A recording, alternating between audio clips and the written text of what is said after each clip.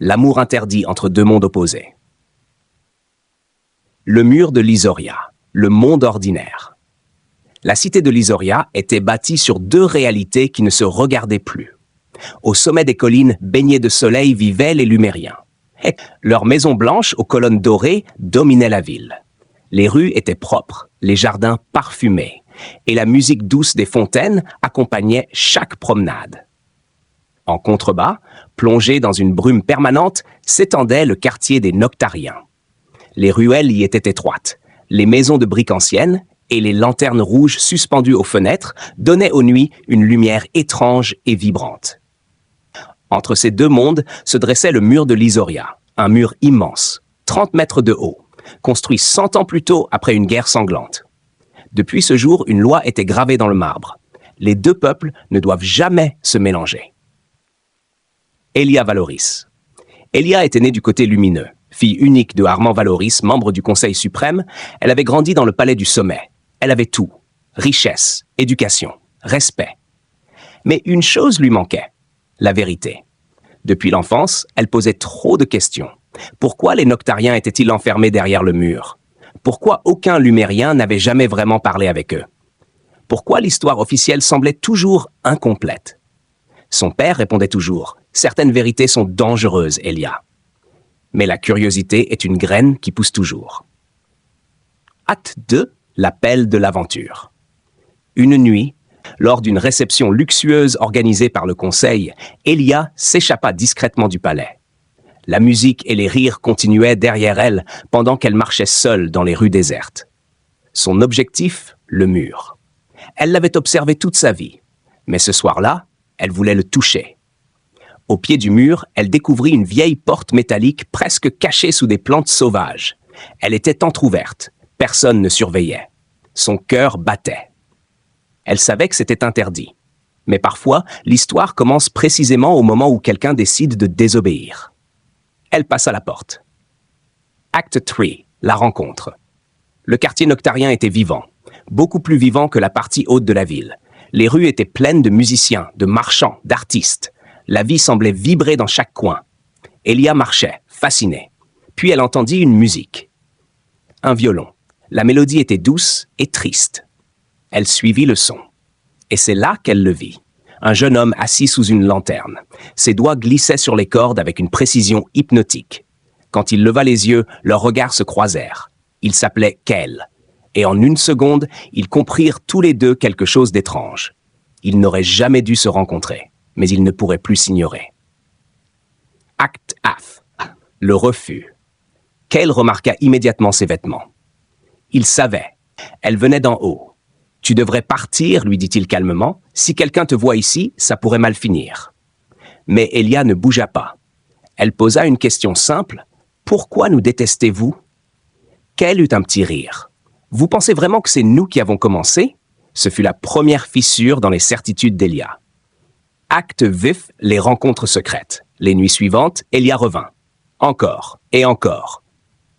Elle apprit à connaître le monde noctarien, les ateliers d'artisans, les bibliothèques clandestines, les histoires que les Lumériens n'avaient jamais racontées.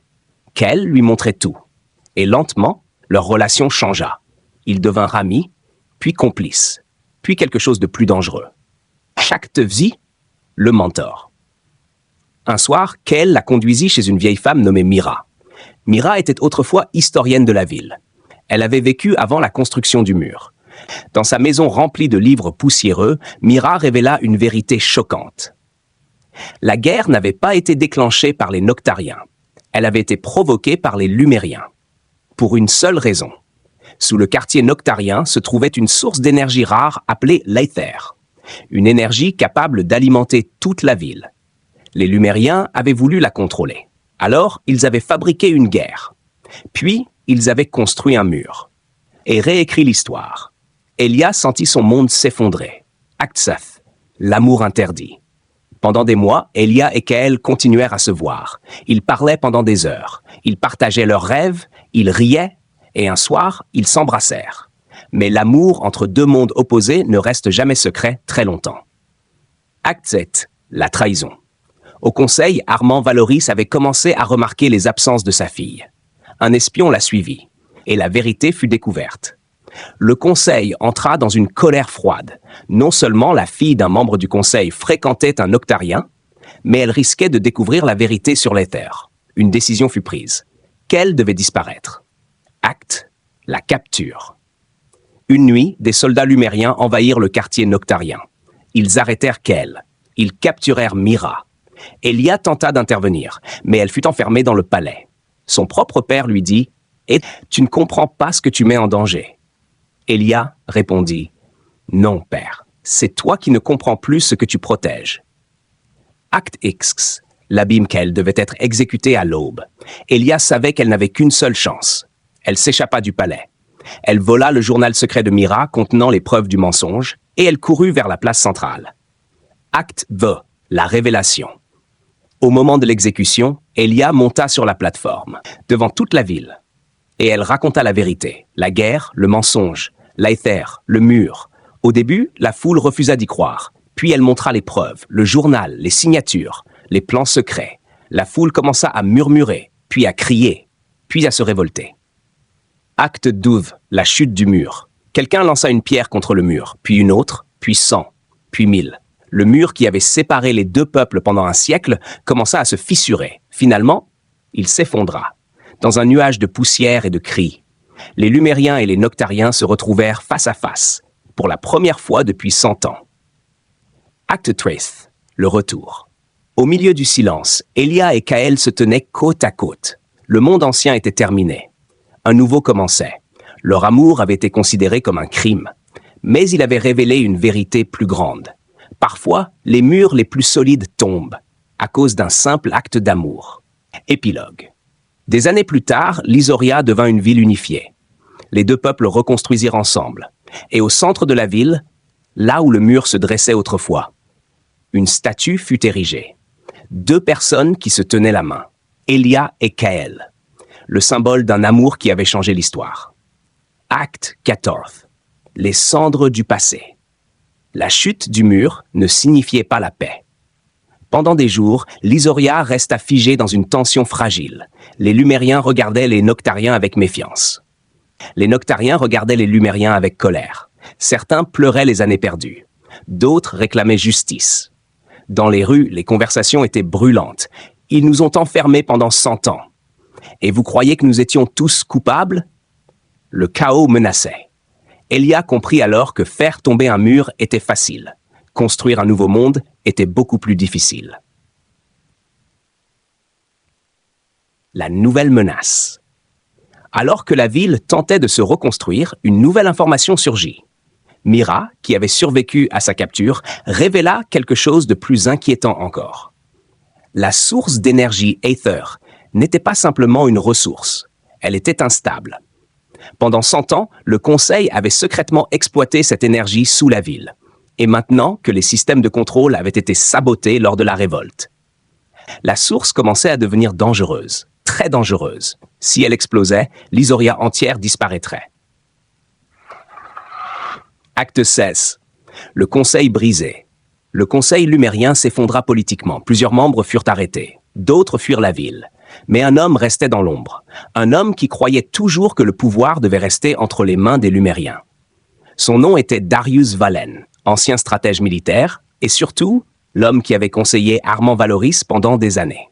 Contrairement aux autres, Darius ne voyait pas la chute du mur comme une défaite. Il y voyait une opportunité. Le chaos permet toujours aux ambitieux de prendre le pouvoir. Acte 7. La découverte. Pendant ce temps, Kael et Elia travaillaient ensemble pour comprendre la nature de l'éther. Dans les tunnels sous la ville, ils découvrirent quelque chose de stupéfiant. La source n'était pas simplement un gisement d'énergie. C'était un cœur ancien, une structure mystérieuse construite par une civilisation oubliée, une machine gigantesque. Et cette machine réagissait aux émotions humaines. Colère, peur, violence. Plus la ville était divisée, plus l'éther devenait instable.